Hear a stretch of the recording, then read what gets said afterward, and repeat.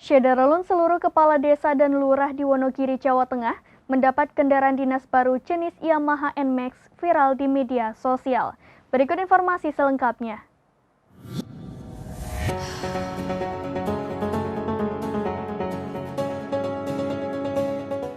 Syederalun seluruh kepala desa dan lurah di Wonogiri, Jawa Tengah mendapat kendaraan dinas baru jenis Yamaha NMAX hingga viral di media sosial.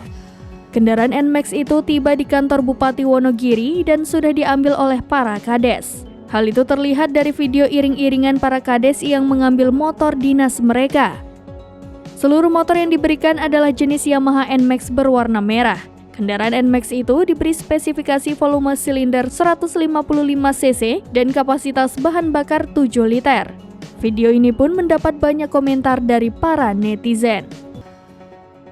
Dilansir dari portal resmi Provinsi Jawa Tengah, jatengprov.go.id, total ada 294 kepala desa dan lurah yang menerima kendaraan dinas baru tersebut. Kendaraan dinas itu menelan anggaran hingga 9,408 miliar rupiah.